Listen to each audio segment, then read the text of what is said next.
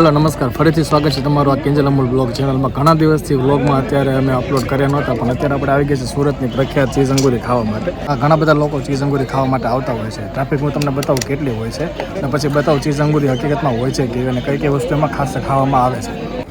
તો અત્યારે સમય તો સાંજના 8:30 અને આ સમયે બધા લોકો ખાવા માટે આવતા હોય છે. ધીમે ધીમે ટ્રાફિક વધતી જાય છે. આપણું ચીઝ અંગૂરી એટલે કે એક શાક હોય છે એક પ્રકારનું, અને આ છે રોટી, બટર તંદૂરી રોટી અને સલાડ. આવી રીતે અહીંયા લોકો ખાવા આવતા હોય છે. આ સુરતની બહુ પ્રખ્યાત વસ્તુ છે. ઘણી જગ્યાએ તમે આ ખાવાની વસ્તુઓ તમને મળી જવાની છે, અને આ ટેસ્ટ ત્યાં મળે છે કે અમને ખબર નથી. અમે પણ લોકો આ પ્રખ્યાત હતું એટલા માટે અહીંયા ખાવા આવે છે. ચેક કરીને પછી અમે તમને કહીશું કે ટેસ્ટ કેવું લાગ્યું. મસ્ત છે, ટેસ્ટ તો સારો છે. હું પણ ટેસ્ટ કરી લઉં ચીઝ અંગૂરી છે કેવું.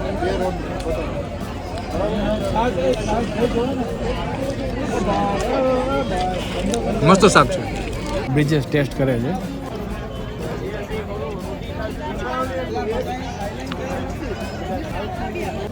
એકદમ કેવું લાગે છે.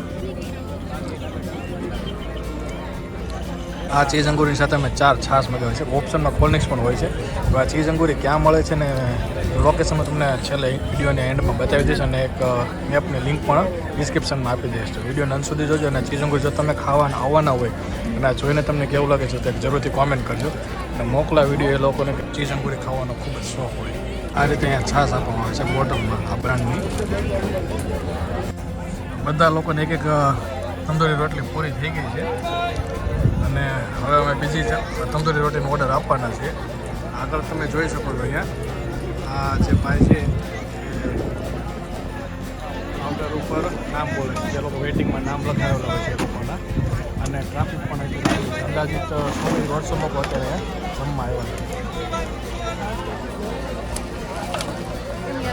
અહીંયા હવે આપણે જે રોટીનો ઓર્ડર કર્યો તે આવી ગઈ છે. આ છે તંદૂરી રોટી, અને એના પછી આ 3 રોટલી મગાવેલી છે, સાદી રોટી છે.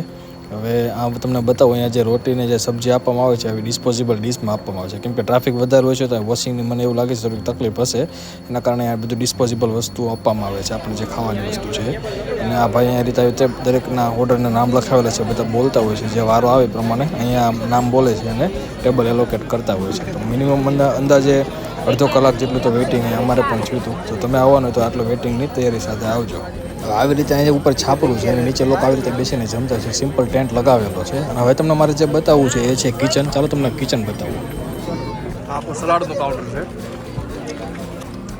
આ રીતે અહીંયા બનતું હોય છે. તમે જોઈ શકો ટેબલ ઉપર છે ચીઝ અંગૂરી સબ્જી છે, અને આ સાઈડ દેખાય છે તંદૂરી રોટીનો અલગ અલગ બધી રોટી બનતી હોય છે, અને એક સાઈડ બને છે બધી સબ્જી.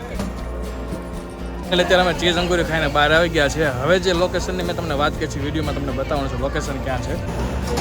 સાઈનાથ ચીઝ અંગૂરી છે, આ બોર્ડ તમને દેખાય છે. આ એન્ટ્રી ગેટ છે.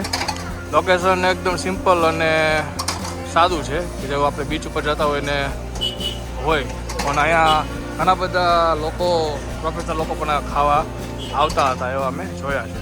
જો તમારે આ પણ ટેસ્ટ કરવો હોય અને ટ્રાય કરવું હોય તમે જરૂર અહીંયા આવી શકો.